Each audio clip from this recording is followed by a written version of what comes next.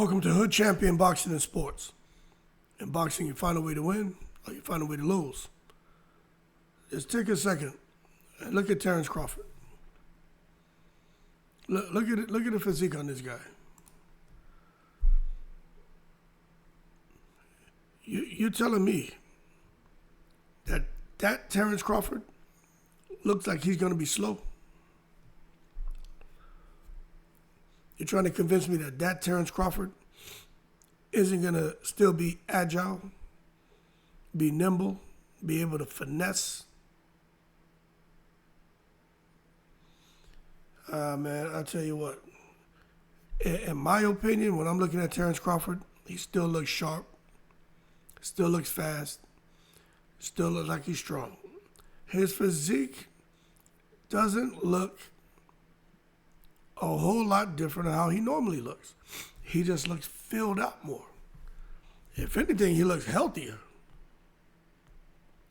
That's a good thing. It really is. And I know for a fact Canelo's sitting back looking at him saying, yo, he's not from Guadalajara. Nah, Crawford ain't from Guadalajara. He's from Omaha, Nebraska. And, you know, just looking at him, right, you could tell that his body evenly distributes the weight gain and its muscle. But you can see that he's not necessarily bulked up in one area more than the other. And that those are just the genetics I was telling y'all about. Look at his mother, look at his father, how they're built. Very good shape. Even his mother's got muscles, you know what I'm saying? His dad, you know, at his age, streamlined physique, ripped. So when you think about Terence Crawford and him getting in the ring with Canelo, that's a lot for Canelo and his team to digest. Now, when Canelo moved up in weight, he still kept a lot of speed, but of course he had to evolve his style.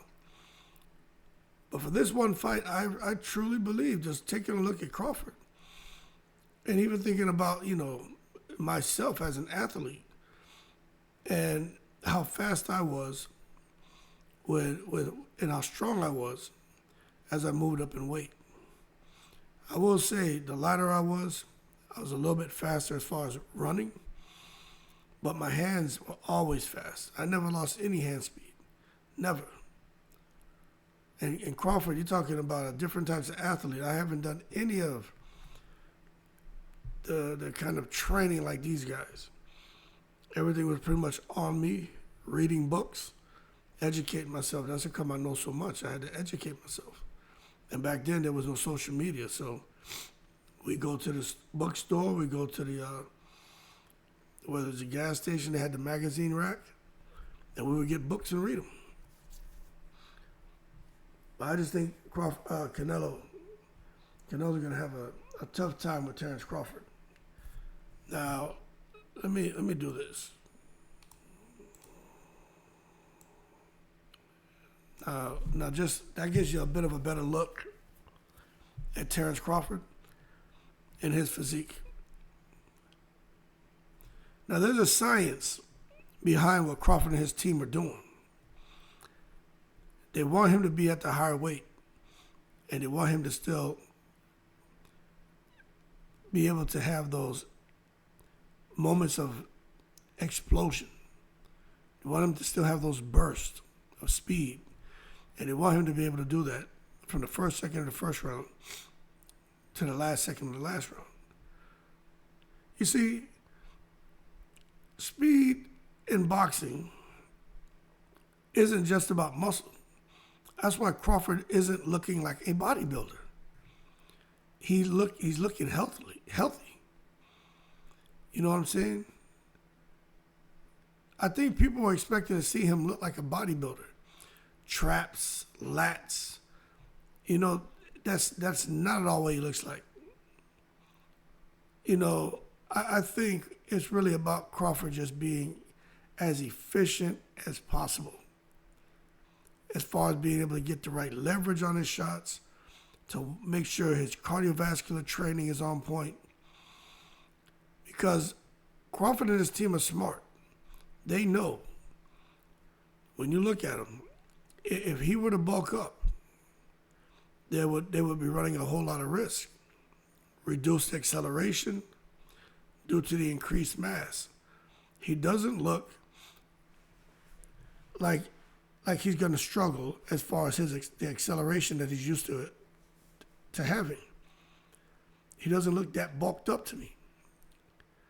As far as slow recovery between burst and movement, that's something that they probably will not have an issue with, because he's not super bulked up. And then as far as Crawford in the ring, he moves gracefully. But if he was really bulked up, which is what I was expecting to see, the way everybody was talking about Terrence Crawford, you got to see the photo. It doesn't look to me like how he filled out the muscle gain that he does have. It doesn't look like he's compromising any of his speed, his fluidity, nothing. So I don't know why everybody is out here feeling that Crawford at this size is going to be a bad thing, because from what I'm seeing, and based on my own experience, he doesn't look like a guy who's going to be slower than normal, and going to get in the ring and going to afford Canelo a chance to catch up to him. I just don't see that.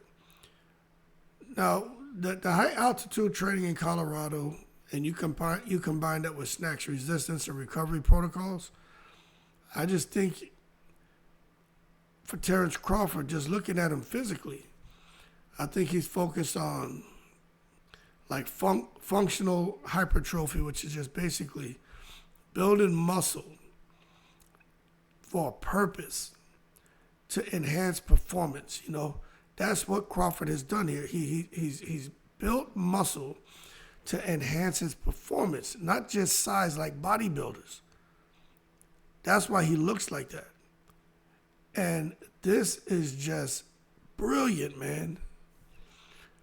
The more I watch Crawford, the more I have to, give an attaboy to his team.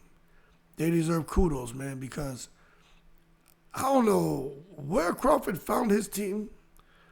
I don't know what all their specialties are. Some of you guys will know better than me.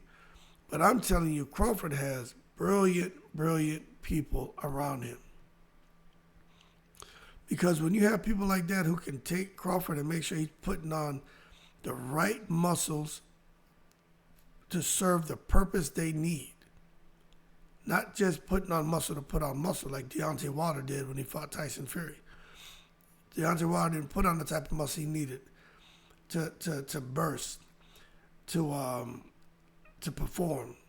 He put on muscle just to be big and strong, look like a bodybuilder. You saw Wilder was underneath that weight pushing it. He couldn't even push the damn weight. But he bulked up, and it just wasn't smart. But when you take a look at Terrence Crawford's style, look, he's not. Everyone keeps talking about Canelo's power, Crawford's speed. But how about this, right? Terrence Crawford is not relying on speed alone. His game is built on several things. Speed is one, but not just speed. He wants to make sure that the muscle that he's putting on will help to enhance his timing. The muscle will help to enhance his ability to disrupt rhythm. The muscle will help to enhance his ability to have psychological control. So when you see everything, all of these qualities get enhanced, even if his hand speed dips just a little bit, his ability to read opponents and counter with precision can compensate. In addition, he has all these other areas that are enhanced to where it probably won't even be noticeable that Crawford may have dipped a little bit in an area. Now we know with Canelo, he's slower, but he's powerful. But Crawford is still going to be able to have the edge in footwork and probably in angles and anticipation. Seeing the way he put on the muscle for functionality, I think he can maintain lateral movement and avoid being stationary the whole fight. And the thing about that is, He doesn't have to be lightning fast. And this is what people need to understand. He doesn't need to be lightning fast to avoid being stationary. But one thing for sure is he's got to be strategically elusive and 100% locked in to the fight. One lapse and bad things can happen. Now you got to remember, Manny Pacquiao, this guy probably had him and Amir Khan, two guys with probably the fastest hand, whoever had the fastest hands in boxing. And Pacquiao kept the speed from 122 to 147, focusing on explosive movement, not mass. Roy Jones retained his speed at heavyweight, but lost some sharpness when he came back down. Jermell Charlo jumped to 168 to fight Canelo. He looked flat and hesitant, but that's proof that the size alone doesn't always translate to performance. So, pros and cons of putting on size. I talked about Deontay Wilder, but it really depends on the team you have and the way they have you putting on muscle. You need the muscle to enhance performance, not just to bulk up and look like a bodybuilder. And this again just gives all the reason in the world why nobody should be doubting Bud as far as how he's going to perform when he gets in the ring with Canelo. However, we got to be clear. Crawford's challenge is very unique. No, I'm not delusional. I'm not going to take it to the stupid. He's jumping 2 weight divisions without a tune-up. I still think that's madness. But he's also one of the most disciplined guys in boxing, and you look at his body transformation, it looks intentional. It looks like he needed a year to transform his body the right way. He's not bloated, doesn't look bulky. He looks like a damn machine. And one thing for sure, seeing that they're putting the weight on the right way, Crawford doesn't have that to worry about. So he's able to maintain his mental sharpness. You got to understand, when it comes to speed, speed's not just a physical thing. It's cognitive, okay? You look at Omaha, Nebraska's finest, look at his ability to process information from the first bell to the last bell, to go into the phone booth, go from orthodox man to southpaw man, doing whatever it takes to win the fight. He's just all the way across the board elite. If his mind stays sharp, his conditioning holds, he's going to be the faster fighter, even at 168. And that could be more than enough for Crawford to defeat Canelo. So the bottom line, man, Terrence Crawford, this dude is just an alien, man. And if he can keep up his speed, the weight gain looks to be functional, it's purposeful, it enhances performance. It's not cosmetic at all. So to me, the training suggests that he has smart people around him. He's preparing intelligently, and they're not getting caught up with an appearance necessarily. They want to put the right muscle on in the right place to make sure that when Crawford gets in the ring, he, at a minimum, can still maintain the speed that he's always had and definitely be more powerful, more explosive at the heavier weight. But you know what? The real test is going to be when he's underneath them lights, because, fighting Canelo is different when them lights hit you, man. And fighting Canelo is a whole nother level. So we'll see if Canelo starts pressing forward. We'll see when the pace intensifies. We'll see what happens if Crawford can hold up. But I'm telling you right now, just from what I'm seeing here, Canelo got a whole lot to worry about. Bud gonna mess around and get this victory. People don't want to hear that. He's gonna mess around and get this victory. Y'all keep cool. I'm in the breeze.